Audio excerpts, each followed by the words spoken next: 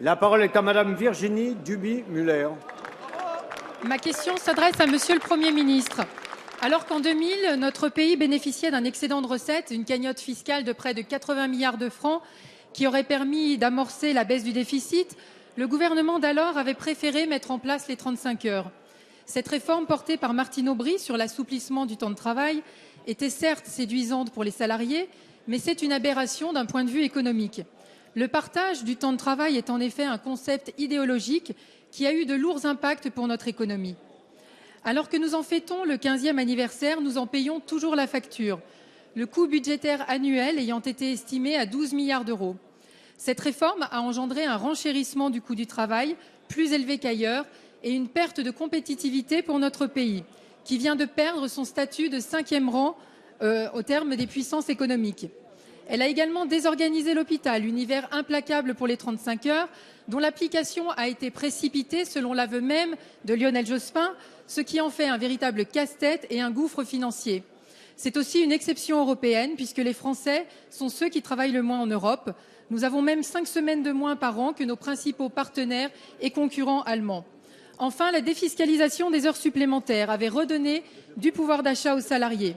Sa suppression par votre majorité a privé des millions de salariés modestes de pouvoir d'achat supplémentaire, comme le reconnaissait en 2013 Thierry Mandon, votre actuel secrétaire d'État. Alors, Monsieur le Premier ministre, tenez l'engagement que vous aviez pris en 2011, consistant à déverrouiller les 35 heures, et ainsi que vous l'aviez confirmé à Londres en octobre dernier. Votre ministre de l'économie s'est lui aussi montré favorable à une adaptation de la durée de travail. Assouplissez le temps de travail des Français. C'est une des dispositions qui permettra de retrouver la confiance, de libérer l'activité et de renouer avec la croissance. Merci. La parole est à Monsieur François Rebsamen, ministre du Travail, de l'Emploi, de la Formation professionnelle et du Dialogue social. S'il vous plaît. Merci. Écoutez, ça sert à rien. Ça sert à rien.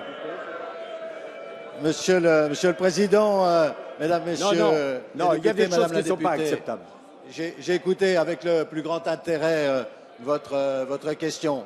Effectivement, les 35 heures ont été mises en place et cela a permis à la France de connaître dans la période 1998-2002 une période de croissance, une période de baisse du chômage que l'on souhaiterait retrouver.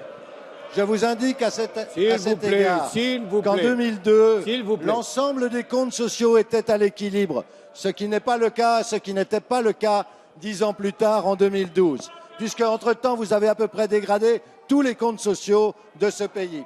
Je vous indique également, mais vous le savez pertinemment, que vous avez été au pouvoir pendant 10 ans et que pendant ces 10 ans, vous n'avez pas touché aux 35 heures. Et c'est aujourd'hui que vous venez à nouveau nous en faire ce reproche, alors même qu'un excellent rapport parlementaire qui a été mené par la députée Madame Barbara Romagnan, ainsi que par le président UDI de cette commission parlementaire, a démontré l'intérêt que pouvait représenter le passage aux 35 heures et la possibilité ainsi pour notre économie d'avoir de la souplesse dont elle avait besoin en 2002.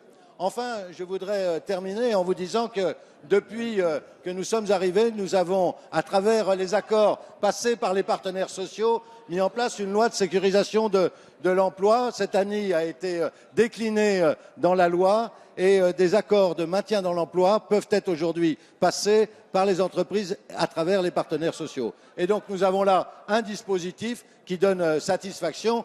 Et puis je rappelle que cette mesure était une mesure de progrès social. Merci.